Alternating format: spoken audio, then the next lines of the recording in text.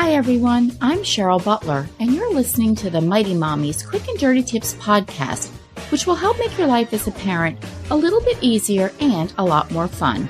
Welcome! Today's episode is number 346, titled, How to Deal with a Rude Child, because rude behavior, no matter how old your child is never good. No matter how well behaved we think our kids are, there will come a time when all those wonderful manners we've tried to instill since their toddler days will completely disappear, and a rude gremlin will appear instead. Oh, and you can usually count on this happening when you're out in public.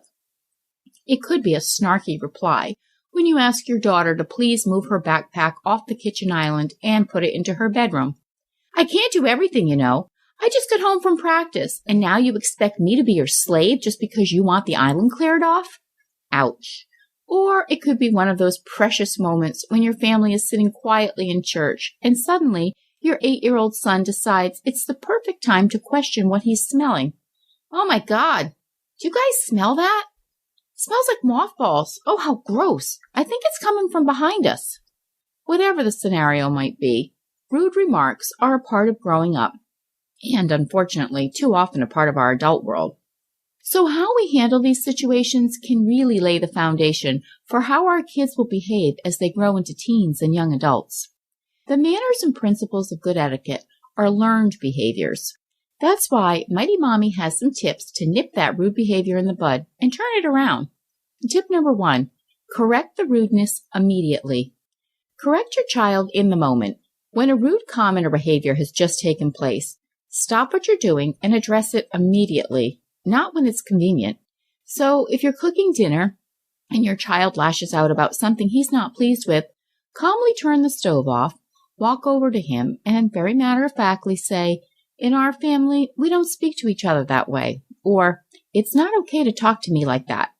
Make eye contact with him for several seconds and then resume making dinner. Avoid responding in ways that excuse the behavior like, "Honey, I know you don't really mean that," or "Sweetie, you're just upset." Such responses diminish the accountability of the child and justify the rude behavior. Instead, challenge his rude comments by saying something like, "If you don't agree with our rules about curfew, let me know, but please don't speak to me in that hateful tone." Tip number 2, react with the C's: calm, consistent, consequences. When you're faced with a situation that is trying and unpleasant, it can help to focus in on how to respond. Years ago, I remember reading about reacting with the C's. In the case of rude behavior, the C's that I refer to are calm, consistent, and consequences. Calm. When one of my kids is pushing my buttons or doing something that I find completely unacceptable, such as behaving rudely, whether it's private or in public, I count to 10, sometimes a lot more, and I talk myself through the process. I say, "Stay calm and in control." I talk to myself like this for a few seconds. By doing that, I can then step away from my child's poor behavior and get my own feelings in check.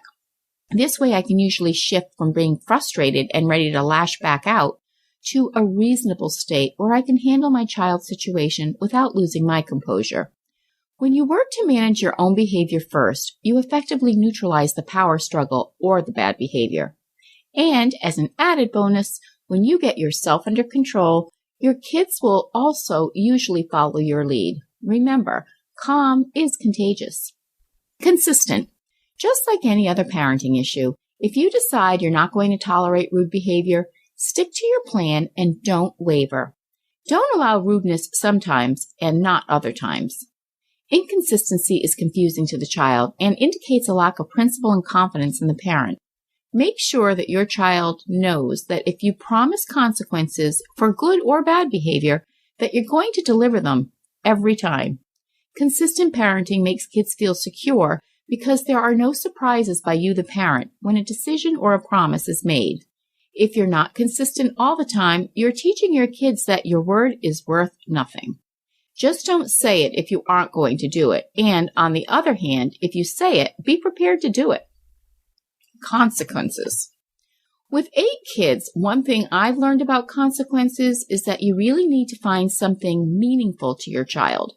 Once my kids were old enough to realize that there would be a consequence for an inappropriate act or behavior, I let them help me decide what that consequence would be.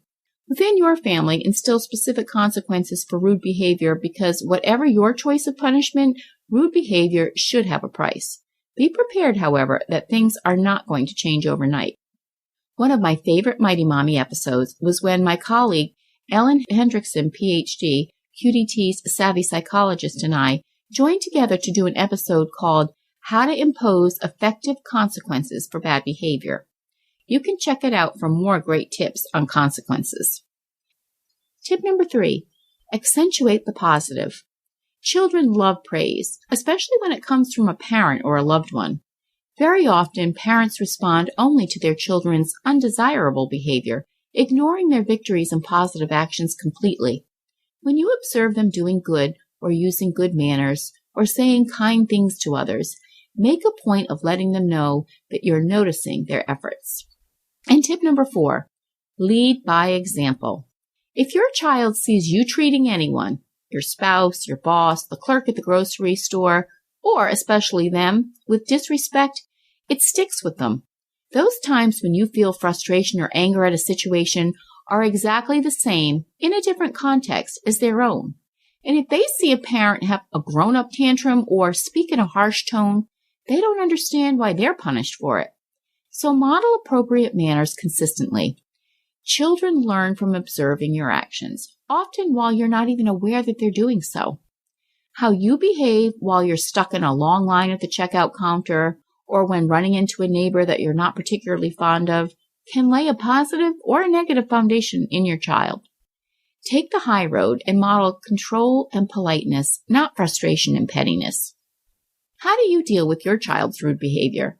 I'd love it if you'd share your thoughts with us in the comment section at quickanddirtytips.com/mighty-mommy, or you can post your ideas on the Mighty Mommy Facebook page or email me at mommy@quickanddirtytips.com. Also visit my family-friendly boards at pinterest.com/mightymommyqdt. And be sure to sign up for the upcoming Mighty Mommy newsletter, chock full of practical advice to make your parenting life easier and more enjoyable. I hope you have an easy breezy week with your family. Thanks for listening, and until next time, happy parenting.